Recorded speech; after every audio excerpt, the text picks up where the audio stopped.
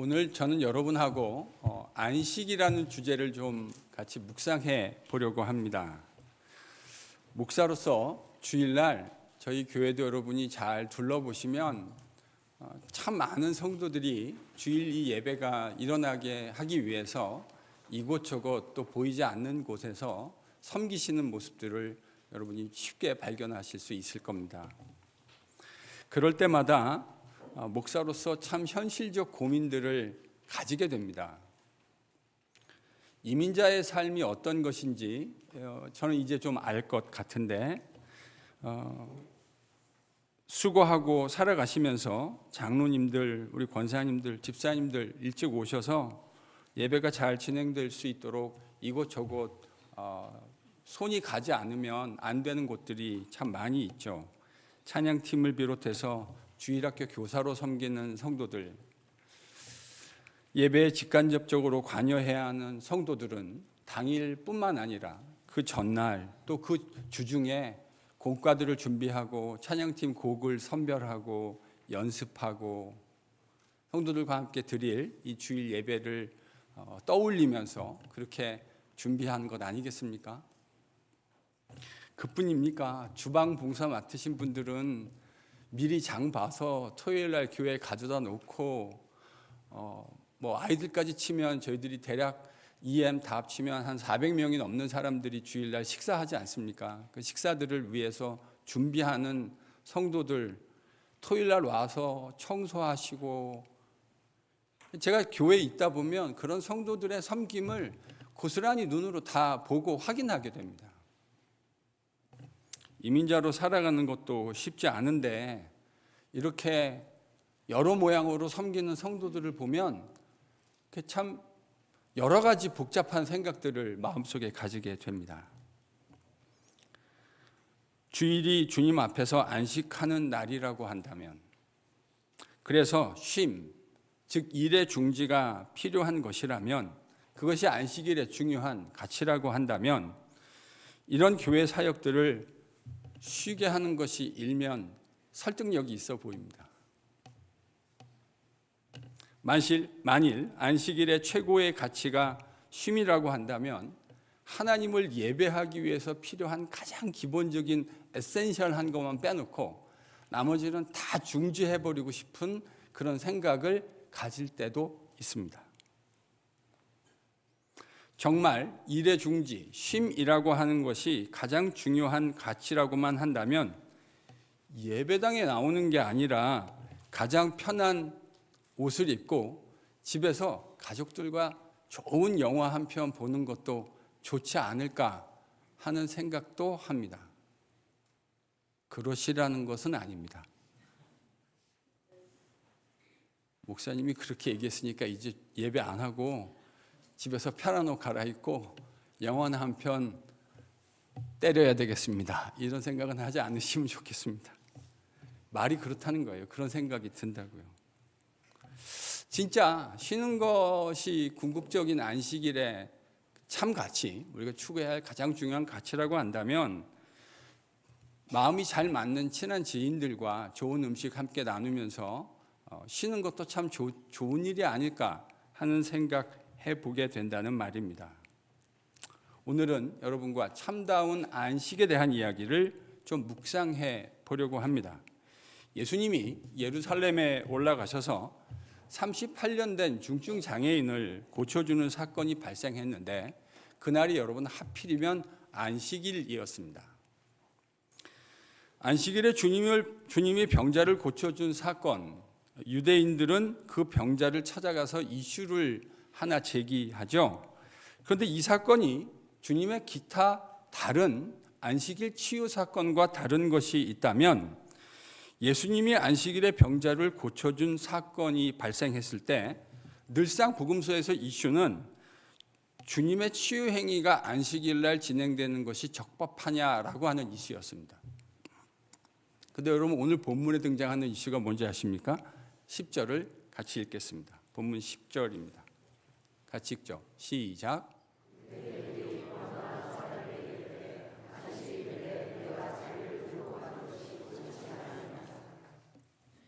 이슈가 뭐죠? 안식일에 자기가 깔고 있었던 자리가 있었을 텐데 그 자리를 들고 일어나서 이동하는 것이 가능하냐?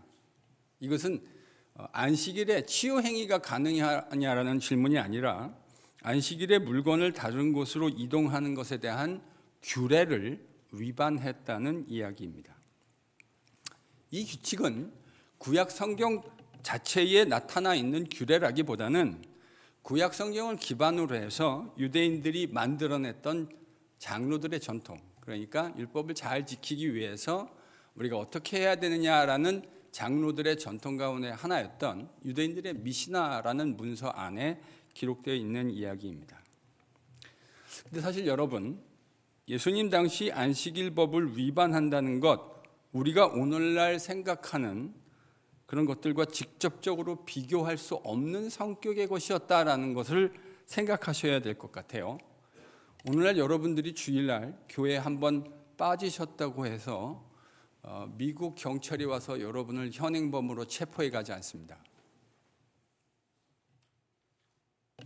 그런데 유대인들의 경우는 이야기가 좀 달라요. 만약에 여러분들이 안식일법을 어긴 것이 피치 못할 어쩔 수 없는 상황이 아니라 고의적인 것이었다라고 유대 당국자에 의해서 드러나고 판명될 경우 이 사람이 감당해야 할 결과가 뭘까요? 투석형입니다. 사형이라는 말이에요. 우리가 이 안식일에 대한 얘기를 읽을 때 우리는 유대인들이 생각하는 것만큼의 무게로 듣기가 어려울 것 같아요. 왜냐하면 우리 문화가 아니기 때문에. 그런데 유대인들이 안식일을 고의로 깼을 경우 그거에 합당한 징벌은 사형이었어요. 이 사실을 너무나 잘 알고 있었을 병자는 11절에서 유대인들의 추궁에 대해서 책임 전가성 발언을 하죠. 나를 낫게 한 그 사람이 이 자리를 들고 걸어가라고 했다. 자신에게 책임이 있는 것이 아니라는 취지의 발언일 겁니다. 한편으로 이해가 됩니다. 지금 38년 만에 자기 발로 걸을 수 있게 된 거 아닙니까? 이 사람은 비로소 삶을 살아갈 것 같은 그런 느낌을 받는데 이 안식일법 위반의 혐의를 받게 되면 큰일 나게 되잖아요. 그래서 그 심각한 결과를 알고 있기 때문에 이렇게 이야기한 것으로 보입니다. 병자의 이야기를 들은 유대인들이 자리를 들고 걸어가라 명한 사람에게 그렇게 말한 사람의 정체가 뭐냐 물었습니다. 근데 놀랍게도 이 병자는 자기를 고쳐주신 분이 예수님이라는 걸 잘 알지 못해요. 이미 주님이 그 자리를 피해서 떠나버리셨기 때문입니다. 그런데 주님이 다시 이 병자에게 돌아와서 그와 못다 했던 이야기들을 이어가십니다. 여러분 14절 말씀입니다. 한번 같이 읽어볼까요? 14절 같이 읽습니다. 시작.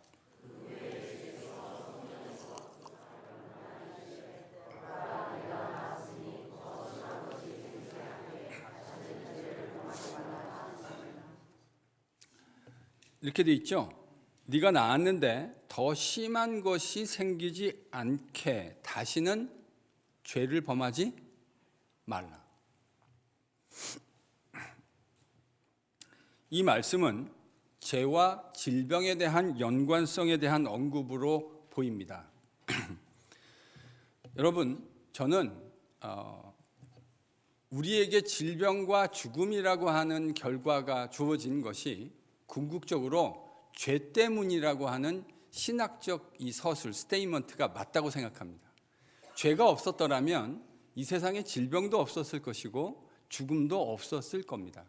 그러니까 죄 때문에 질병과 죽음이 온 것이 맞아요. 그런데 어떤 사람의 질병을 앓고 있을 때 그 질병이 직접적으로 어떤 죄의 결과라고 이야기하는 것은 매우 조심하셔야 할 이야기입니다. 저는 이렇게 질문하고 싶어요. 그 사람의 지금 질병이 죄의 결과란 걸 당신이 어떻게 아세요? 저는 종종 이것을 하나님 놀이라고 표현하곤 합니다. 여러분 어떻게 아실 수 있겠어요? 심지어는 내가 지금 어떤 질병을 겪고 있다면 그게 직접적으로 죄의 결과인지 파악하는 것도 쉬운 일이 아닐 거라고 생각합니다. 그래서 죄 때문에 사망이 오고 질병이 온 신학적 명제는 맞지만 모든 사람의 병을 보고 역으로 뒤집어서 그것이 어떤 사람의 특정한 죄라고 이야기하는 것은 매우 섣부른 이야기이고 매우 조심해야 할 이야기인 것 같습니다.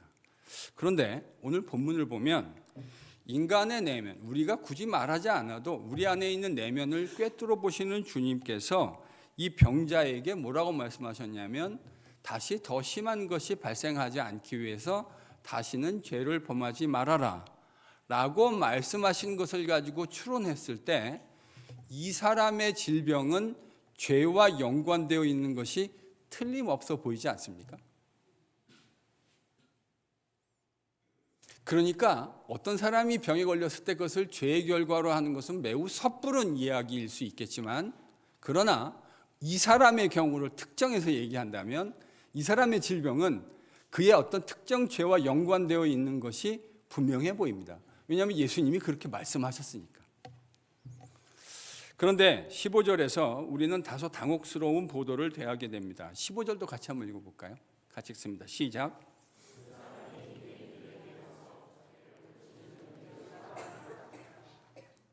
이 사람이요 지금 자기를 힐난하려고 했던 비난하려고 했던 사람들에게 가서 나를 고쳐준 분이 예수더라, 예수님이다 이렇게 이야기한 겁니다.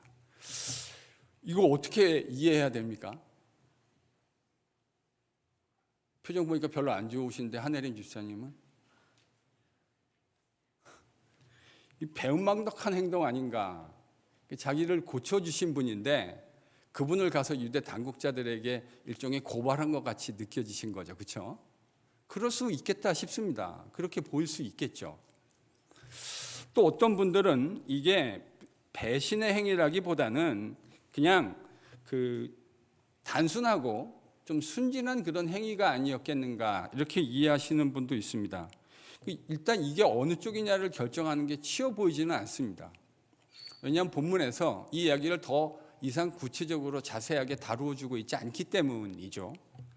저는 개인적으로는 이게 단순한 어떤 순진한 행동이지 않을까 그렇게 추론하기는 하는데 중요한 것은 요한이 이 사람의 행위가 어떻게 이해돼야 하느냐에 대해 별다른 관심을 보이고 있는 것 같지는 않다는 겁니다. 그게 이슈였다면 그 이야기를 자세히 다루었겠죠. 그런데 도리어 요한의 더 큰 관심은 이 사건을 통해서 이 구체적 에피소드를 통해서 안식일에 관련돼서 주님이 말씀하시려고 하는 그 이슈에 요한의 관심이 있는 것 같아요. 여러분 구약에서 안식일의 의미가 뭐죠? 구약에서 안식일의 의미가 뭡니까? 소극적 의미에서 유대인들은 안식일이란 게 일의 중지를 의미한다고 생각했습니다. 틀린 얘기가 아닙니다. 맞습니다. 제가 하나 더 질문해 볼게요. 그럼 하나님은 왜 유대인들에게 안식일을 지키라고 명령하셨을까요? 유대인들이 안식일을 실제로 지키지 않았겠습니까? 그런데 지키면서 그들은 무슨 생각을 하며 안식일을 지켰을 것이라고 생각하세요? 저는 단순히 쉬기만 하는 게 하나님의 목적이 아니었겠다 싶습니다. 하나님은 유대인들이 안식일을 지키며 다음과 같은 사실들을 깨닫게 되기를 원하셨다고 생각해요. 그게 무엇이냐? 인간은 스스로 자기의 생명을 유지할 수 있는 능력이 없다. 그것을 안식일을 지나가면서 유대인들은 묵상했을 겁니다. 경건한 유대인들은. 우리 스스로 우리를 구원해낼 수 없으며 탐욕과 죄악과 죽음으로 가득한 세상에서 우리는 하나님의 도우심과 그의 인도하심과 그의 공급하심이 없다면 제대로 살아갈 수 없는 존재라는 사실을 깨닫기를 원하셨을 겁니다. 여러분, 안식일에 일할 수 있는데 일을 하지 않는 것의 의미를 생각해 보신 적이 있지 않습니까? 할 수 없어서 안 하는 게 아니고 할 수 있는데 안 하면서 그 안 하는 것의 의미를 생각해 보시지 않았겠어요? 우리가 살고 있는 사회는 경쟁 사회입니다. 제가 고등학교 다닐 때 4당 5락이라는 말이 있었습니다. 얼굴을 보니까 이 말을 이해하시는 자와 이해하지 못하는 자로 교회가 갈리는 것 같은데, 고등학교 때 4당 5락이 무슨 말이었냐면요, 4시간을 자면 대학교에 합격하고 5시간을 자면 대학교 떨어진다. 저같이 잠이 많은 사람에게 이 말은 참으로 고통스러운 말이었습니다. 제가 고등학교 때 제 마음의 소원이 진짜 원 없이 한번 늘어지게 자보는 거였어요. 원 없이, 아무 생각 없이 다음날 일어날 일을 걱정하지 않고 그냥 내가 자고 싶은 만큼 한번 자보는 거. 근데 그게 어디 마음대로 잘 됩니까? 경쟁 사회인데. 내가 자고 있는 동안 내 옆에 있는 경쟁자들은 열심히 공부할 거 아니에요. 경쟁 사회에서 남보다 1시간이라도 일을 더해야 다른 사람들을 제치고 그들을 밀치고 살아남고 성공할 수 있다라는 신화가 가득한 곳이 우리가 살아가고 있는 이 세상입니다. 전혀 어색하지 않잖아요. 제가 지금 드리는 말씀이. 우리가 늘상 이 교회당 바깥을 나가면, 예배당 바깥에서 만나는 세상은 늘 이런 세상이라고요. 남보다 1시간 덜 자야 된다. 남보다 1시간 더 일해야 된다. 그래서 우리 이민자들, 성도들 얼마나 열심히 일하십니까? 한국 사람만큼 열심히 일하는 이민자를 찾는 것도 쉬운 일이 아니에요. 그런데 안식일을 지키라는 명령, 이런 문맥에서 안식일을 지키라는 명령은 숨 막히고 질식할 것 같은 세상에서 질주를, 당신의 그 질주를 멈추라는 명령입니다. 질주를 멈춰라. 여러분, 1시간 정도 일을 안 하는 게 아니라 지금 하루를 통째로 떼어내서 하루 온종일 동안 일하지 말고 안식하며 하나님을 예배하라는 것 아닙니까? 이게 안식일 명령이잖아요. 이 명령은 신화가 존재하는, 성공 신화가 존재하는 문맥 속에서 뭘 의미하는 거죠? 우리가 섬기는 하나님으로 인해서 우리를 끔찍하게 사랑하시는 그 하나님의 사랑 때문에, 그가 우리를 사랑하시고 인도하시고 보호하시기 때문에 이 치열한 사회에서도 하루를 통째로 떼어내고 하나님을 예배하고 이를 중지하며 살아도 얼마든지 살아갈 수 있다고 하는 믿음의 표현인 것이죠.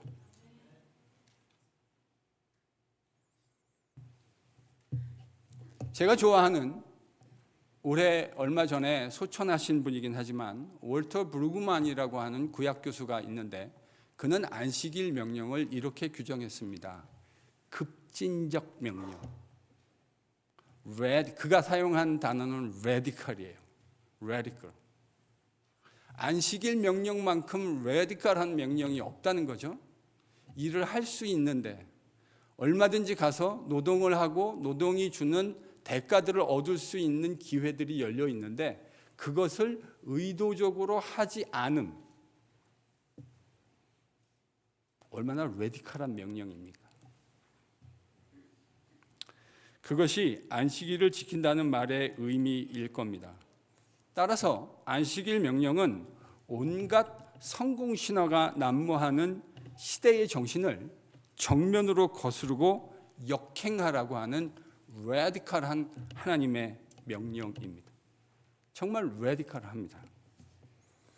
근데 이런 관점에서 지금 예수님이 하시고 있는 일련의 행동들을 바라보면 이게 안식일을 깨는 것으로 비춰질 수 있습니다. 근데 사실은 그렇지 않아요. 그럼 우리는 안식일의 병자를 고쳐주시는 것을 비롯해서 전통적인 유대 규범들을 넘어서서 행동하고 계시는 이 예수님의 행동을 어떻게 이해해야 하는가? 그게 틀림없이 경건한 유대인들은 지금 예수님이 안식일을 깨고 있다고 생각했을 거예요. 여러분, 이게 나중에 유대인들이 예수님을 죽이려고, 본문에도 나오잖아요. 예수님을 죽이려고 하는 혐의점의 시작이었어요. 우리는 뭐 이런 거 가지고 사람을 죽여 하는데, 여러분, 유대인은 다르다고 말씀드리지 않았습니까? 안식일을 범하는 것, 고의적으로 그렇게 하는 것이 발각되는 경우에는 투석형, 사형이에요. 그래서 유대인들이 이렇게 생각하고 있다고요. 그럼 예수님의 행동이 안식일을 깨는 게 아니라면 우리는 어떻게 이것을 이해하고 설명할 수 있겠습니까? 여러분이 요즘에 우리 교회에서 많이 들으시는 대답을 생각해 보시면 될 것 같아요. 무슨 나라가 이 땅 가운데 임했죠? 주님을 통해서? 새 창조의 나라가. 새로운 창조의 나라가 임했다. 주님이 그 새 창조의 나라에서 우리에게 진정으로 인간이 누릴 수 있는 참다운 안식을 허락하신다. 이 관점에서 이해하시면 좋을 것 같아요. 여러분, 구약에서 안식일법은 하나님을 향한 귀한 믿음을 담아내는 좋은 법이었습니다. 바울도 이렇게 얘기해요. 로마서를 보십시오. 율법이 악하냐? 그럴 리가요. 하나님이 주신 법은 절대로 악하지 않습니다. 그런데 율법이 가지고 있는 문제가 뭐냐? 그것은 죄의 문제가 해결되지 않고, 죄의 문제가 해결되지 않았기 때문에 사망의 문제가 해결되지 않는 거거든요. 우리 가운데 어느 누구도 사망을 피할 수 있는 사람이 없습니다. 여러분이 아무리 많이 힘을 가지고 있고, 여러분이 아무리 많이 배우셨고, 여러분이 아무리 많은 능력을 가지고 있다 하더라도 하나님은 저 여러분을 반드시 차가운 코핀 위에 누이실 겁니다. 그게 하나님의 공의입니다. 죄의 삭은 사망이라 하셨으니 죄를 지은 자 마땅히 죽어야 하는 것이 하나님의 공의 아니겠습니까? 우리가 어떤 능력을 가지고 있든가 관계없이 죄와 사망의 문제가 해결되지 않는 이상 인간에게 참다운 안식의 문제는, 안식이란 건 주어질 수 없는 겁니다. 너무 맞지 않습니까? 죽음과 사망의 문제를 해결하지 못하는데 부분적으로 누리는 안식이 무슨 안식이 되겠습니까? 그걸 해결해야, 그래야 진짜 안식이 되는 것이죠. 요한은 지금 그걸 말하고 싶어서 요한복음 5장을 저는 기록했다고 생각합니다. 창조 때에 하나님이 기대하셨던 안식의 기쁨과 즐거움이 이제 주님을 통해서 새로운 창조의 시대에 주어지고 있다. 새 창조의 시대가 아직 완성되진 않았지만 주님의 오심과 더불어 이 땅에서 이미 동트고 시작되었어요. 그 새 창조의 시대에 주님 안에서만, 거짓 신화 속에, 지금 이 거짓 신화가 뭡니까? 베데스다 연못 안에 있는 거짓 신화는 저기에 내려가야만 참된 안식과 평강을 누릴 수 있다고 얘기하고 있는 사람들에게, 그것이 아니라 지난주에 제가 복음이 뭐라 그랬죠? 예수님이 십자가로 우리를 찾아오셨고 그가 오래된 것을 아셨고 그것을 보고 계셨다. 여러분, 이게 우리에게 허락하신 하나님의 진정한 복음이라고 말씀드리지 않았습니까? 신화 속에서 내가 원하는 그것을 이루어내야만 참된 만족과 안식이 주어지는 것이 아니라 예수 그리스도 십자가로 우리를 찾아오신 그분을 바라보고 그분이 우리를 찾아오셨을 뿐만 아니라 우리를 이름을 아시고 우리의 상황과 처지와 형편을 말씀드리죠 않아도 알고 계시다는 이 사실이 우리에게 진정한 복음이 되고 참된 안식이 된다는 사실을 가르쳐 주시려고 하신 것입니다. 주님 안에 거하는 것 이외에 세상에 참된 안식이란 존재하지 않습니다. 예수 그리스도 없이 여러분이 아무리 안식을 얻으려고 쉼을 얻고 찾아봐야 그 안에서 절대로 참된 안식이란 주어지지 않습니다. 그거를 허락하시기 위해서 하나님 우리에게 주님을 십자가에 내어주신 것이에요. 믿으실 수 있는 은혜가 임하기를 바랍니다. 이 같은 진리를 말씀하시기 위해서 주님은 안식일에 일부러, 몰라서가 아니라 일부러 병자를 고쳐주신 거죠. 바로 이 진리를 주님은 16절, 17절에서 이렇게 말씀해 주십니다. 16절, 17절 같이 읽겠습니다. 시작.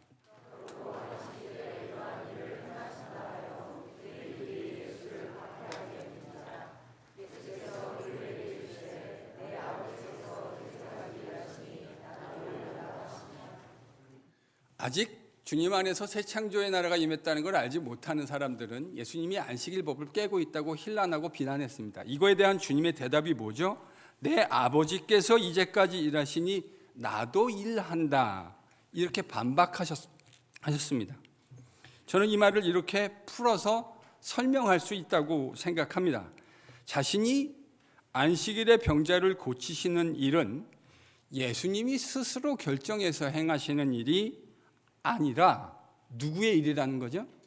아버지께서, 이 문맥에서 아버지는 하나님이죠. 하나님께서 그 일을 하라고 말씀하셨기 때문에 내가 그 일을 하고 있다. 하나님이 하시는 일은 우리에게 참된 안식을 주시려고 하는 것입니다. 그렇기 때문에 주님이 지금 하시는 일이 뭐와 연관되어 있다는 거죠? 참된 안식을 주시는 일과 연관되어져 있다는 말입니다. 이런 의미에서 저는 안식이라는 것이 단순히 일의 중지만을 이야기하는 시대는 지나갔다고 생각합니다. 도리어 새로운 창조의 시대, 주님이 허락하시는 안식은 단순히 일을 중지하는 것만이 아니라 저는 이렇게 표현하고 싶은데요. 새 창조의 안식을 적극적으로 끌어안는다는 관점에서 이해해야 됩니다. 이게 무슨 말인가? 이렇게 말할 수 있을 것 같아요. 어떻게 우리도 주님과 같이 새 창조의 안식을 주신 주님과 같이 함께 창조적인 일을 수행함으로 안식할 수 있는가? 여러분 이렇게 고민해 보셔야 합니다. 그래서 주님은 죄와 사망의 세력 아래에 있는 자에게 치유의 은혜를 허락하셨고 그리고 진정한 안식이 주어지고 있다고 하는 사실을 안식일에 일을 멈추는 것이 아니라 새로운 창조의 일을 행하시는 것을 통해서 보여주고 계신 거예요. 이 시대에 참다운 안식이 어떤 것인가 주님이 알려주신다는 말입니다. 지금 이 베데스다 연못에는 신화가 가득합니다. 성공신화. 그거에 붙들려서 살아가고 있는 사람들에게 진정으로 사람이 누릴 수 있는 안식이 무엇인지 말씀하시는 것이고 바로 주님 안에 참 안식이 있다고 하는 사실을 요한은 그 주님의 과거 사건을 떠올리며 이야기하고 있는 것입니다. 헛된 신화에 붙들려 천사가 내려올 때 그때 내려가야만 가장 첫 번째 터치다운을 해야만 참된 안식을 누릴 수 있다고 말하는 세상 가운데 새 창조의 안식을 믿는 예수의 제자는 분연히 일어나서 이렇게 외쳐야 합니다. 아니라 예수 그리스도 안에서 우리는 매일같이 참된 안식을 누릴 수 있고 참된 생명의 주님과 교제하는 바로 그것이 우리가 누릴 수 있는 가장 분명한 진정한 의미의 안식이다라고 외쳐야 할 겁니다. 세상 일을 멈추고 하나님을 예배하고 안식을 누려도 여전히 생명을 누리면서 잘 살 수 있음을 고백할 수 있어야 할 겁니다. 그리고 단순히 일을 중지하고 쉬는 삶을 넘어서서 주님이 주시는 그 참된 안식이 무엇인지 여전히 모르고 있는 사람들에게 그 참된 안식을 확장하고 그 참된 안식을 재생산하는 일에 우리 주님처럼 최선을 다해 쓰임받을 수 있기를 축복합니다. 여러분, 일을 바쁘게 하는데도 그 안에서 안식을 누려본 경험이 있으세요?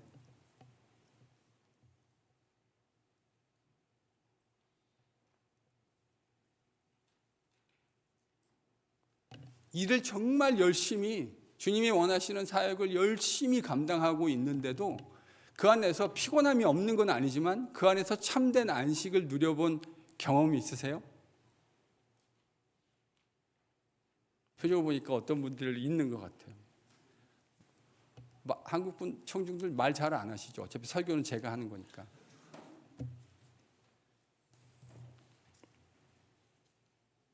저는 있습니다.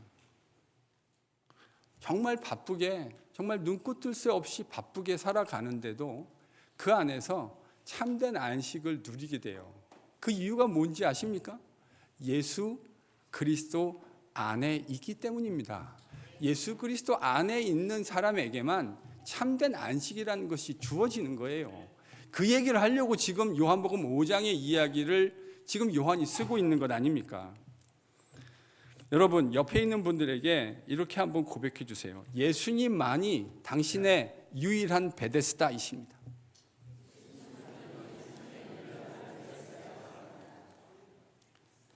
이민 살면서 저 동부에 있을 때 찜질방 자주 가곤 했습니다. 스파켓을. 미드웨스트에 오니까 그림의 떡이 되긴 했는데 거기 가도 쉼이 있는 건 맞아요.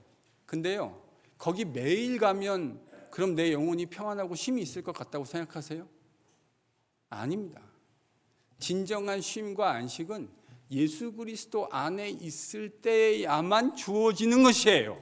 예수 그리스도 안에 있어야만 인간은 참된 안식을 누릴 수 있도록 하나님이 그렇게 새롭게 창조하셨다고요. 그런 의미에서요, 지금 이 베데스다 집, 참 이름이 요한이 참 재밌게 글을 썼는데요. 베데스다, 베이테세드, 자비의 집, 은혜의 집, 사랑의 집. 인간들이 추구하고 참된 안식과 기쁨을 얻는 모든 내용들이 다 들어있는 거 아닙니까? 그런데 그 집 안에 자비도 없고요, 사랑도 없고, 은혜도 없어요. 은혜는 무슨 은혜입니까? 눈이 뻘겋게 충혈돼서 가장 먼저 내려가는 사람이 낫겠다고 서로 경쟁하고 있는데, 목사들이 하는 유머 가운데 이런 게 있어요. 사랑의 교회에 사랑 없고, 영생교회에 영생 없고, 믿음교회에 믿음 없다.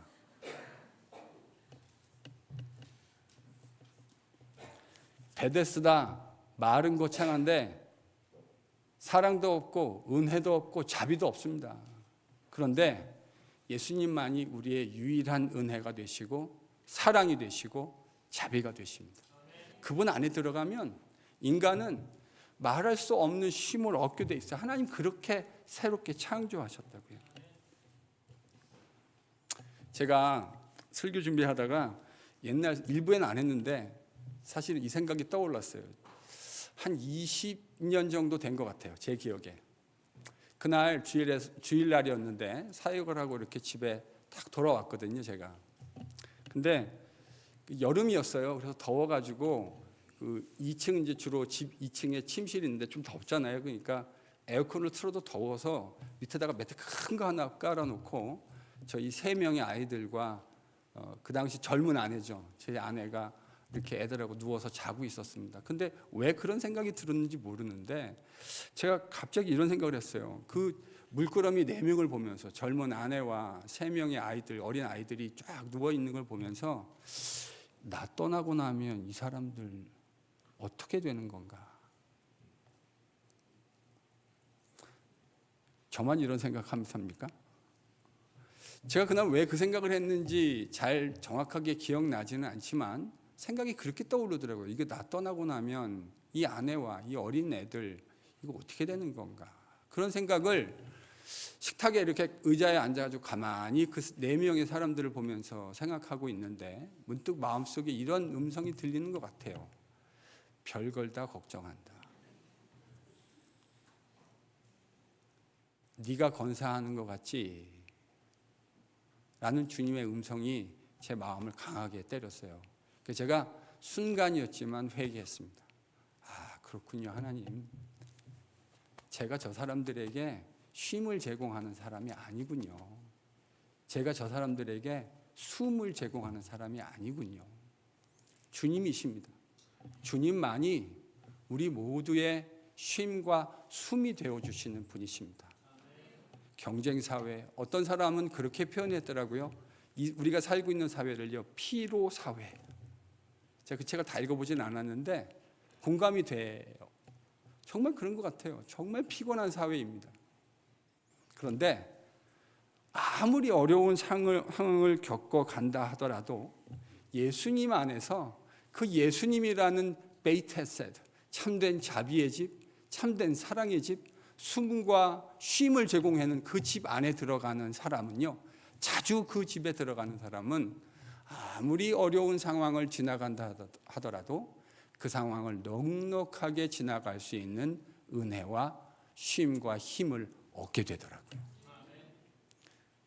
진정한 의미의 베이트 헤세드 되시는 예수님 안에서 참된 안식을 얻는 저와 여러분들이 될 수 있기를 축복합니다. 이런 생각을 해봅니다. 설교를 마치면서 참된 안식을 누리는 사람의 삶의 모습이 어떤 모습일까 한번 생각해 보았어요. 어떤 사람이 참된 안식을 누리는 사람의 삶의 모습일까? 사람들은 참 가격을 궁금해합니다. 누가 차를 사면 이렇게 물어보잖아요. 얼마에 샀어? 말 안 해주려면 집사님 나한테만 얘기해봐. 집 사면 얼마에 샀어요? 얼마를 그렇게 궁금합니다. 가격을 그렇게 궁금해하는 만큼 진정한 의미의 가치를 궁금해하십니까? 가격이 아닌 진짜 가치를 궁금해하는 사람. 모두가 다 성공을 추구하고 있는 이 시대에 주님과 누리는 내밀한 교제를, 성숙을 추구하는 사람. 수없이 추구하는 영광 가운데 스스로 고난과 희생과 영광을, 섬김을 무릅쓰신 우리 주님의 거룩한 우둔함을 배워가려고 하는 사람. 세상이 보장해주고 있는 그 안전과 보상에는 관심을 가지지 않는 사람. 세상이 약속하는 그 얄팍한 자유를 기꺼이 복음을 위해 거절할 수 있는 사람. 세상 그 무엇보다 주님과 누리는 동행을 사모하는 사람. 그리고 그 주님이 너무 좋은 사람. 그 주님이 돌아오시기를 간절히 소망하는 사람. 이 예배 자리에서 이 복음의 펀더멘탈이 회복되는 은혜가 임하기를 축복합니다. 예수 그리스도 진정한 베이트 헤세드 되시는 그분 안에만 참된 안식이 있습니다. 그 안식을 다른 사람에게 확대하고 재생산해내는 내일에 쓰임받는 저와 여러분이 다 되실 수 있기를 축복해요. 바로 이게 성경이 얘기하는 영생의 삶이고 참된 안식의 삶이 될 겁니다. 이 모든 은혜에 참여하는 KBC 모든 성도들 되실 수 있기를 축복합니다.